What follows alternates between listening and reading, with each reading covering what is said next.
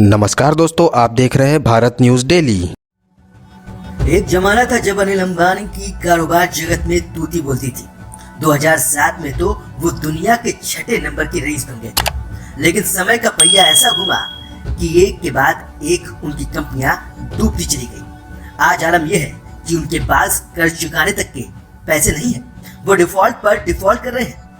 एक बार फिर अनिल अंबानी की कंपनी रिलायंस कैपिटल बॉन्ड धारकों को ब्याज का पैसा देने में फेल हो गए। ये 13वीं बार है जब रिलायंस कैपिटल बॉन्ड धारकों को पैसा चुकाने में असफल रही है। रिलायंस कैपिटल को नॉन कन्वर्टेबल डिवेंचर्स यानी एनसीडी में निवेश के एवज में 22 अप्रैल को देना था। रिलायंस कैपिटल पर 14,827 करोड़ रुपए का नॉन कन्वर्टेबल डिवेंचर का बोझ है। इस कर्ज को उतारने के लिए रिलायंस कैपिटल ने संपत्तियां बेचने के लिए बोलियां मंगाई थी, लेकिन कंपनी को संपत्तियों का कोई खरीदार ही नहीं मिला, जिसकी वजह से बार बार डिफॉल्ट हो रहा है। रिलायंस कैपिटल ने एचडीएफसी बैंक और एक्सिस बैंक के ब्याज का भुगतान भी नहीं किया। रिलायंस कैपिटल पर कुल 20,379 करोड़ रुपए का कर्ज है, जिसमें नॉन कन्वर्टेबल डिवेंचर्स का बोझ शामिल है। इसके अलावा एचडीएफसी बैंक का करीब 524 करोड़ रुपए का कर्ज है। एचडीएफसी बैंक को 4 करोड़ 77 लाख का ब्याज भी चुकाना है। एक्सिस बैंक का 101 करोड़ रुपए का कर्ज है, साथ ही 71 लाख रुपए का ब्याज भुगतान करना है।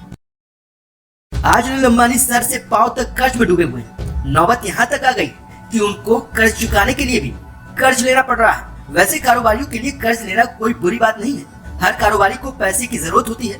समस्या यह है कि अनिल अंबानी की कंपनियां रेवेन्यू यानी राजस्व पैदा नहीं कर पा रही हैं, जिससे कर्ज चुकाने में मदद मिले। अनिल अंबानी की कंपनियां कमा नहीं पा रही हैं, इसलिए अनिल अंबानी को संपत्तियां बेचकर कर्ज चुकाना पड़ रहा है। कारोबार जगत में हर तरफ सवाल उठ रहा है कि एक तेज तर्रार कारोबारी और चुटकियों में अच्छे सौदे करने वाला अनिल अंबानी का साम्राज्य पिछले एक दशक में कैसे दरक गया। इस पूरी कहानी की शुरुआत होती है धीरूभाई अंबानी की मौत के बाद रिलायंस साम्राज्य के बंटवारे की लड़ाई से। जब अनिल अंबानी और मुकेश अंबानी के रिश्तों में कड़वाहट आ गई तो 2005 में धीरूभाई अंबानी के साम्राज्य का आखिरकार बंटवारा हो गया। मुकेश अंबानी को केमिकल्स, टेक्सटाइल, रिफाइनरी और तेल गैस का बिजनेस मिला, जबकि अनिल अंबानी के हिस्से टेलीकॉम, ऊर्जा, इंफ्रास्ट्रक्चर और फाइनेंस का बिजनेस आया। दोनों ने एक दूसरे के क्षेत्र में कंपटीशन नहीं करने की शर्त वाले एक समझौता भी किया। बंटवारे के तुरंत बाद ही दोनों अंबानी भाई कारोबार का विस्तार करने में लग गए। अनिल अंबानी का सपना टेलीकॉम, ऊर्जा और इंफ्रास्ट्रक्चर, यहाँ तक कि मनोरंजन सेक्टर में भी सबसे बड़े खिलाड़ी के तौर पर उभरना था। अनिल अंबानी को एक साथ कई कारोबार में पैर पसारना ही भारी पड़ गया। नए कारोबार के लिए अनिल अंबानी कर्ज लेते चले गए और ये कारोबार उम्मीद के मुताबिक नहीं चल पाए। कारोबार की दुनिया में अनिल अंबानी का हर दांव उल्टा पड़ता गया। उनकी कुछ कंपनियां बंद हो गई तो कुछ के खिलाफ दिवालिया प्रक्रिया चल रही है।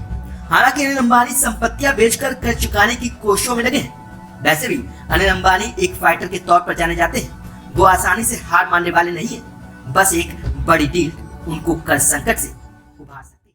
इसी तरह की और खबरों के लिए हमारे चैनल को लाइक और सब्सक्राइब करें। धन्यवाद।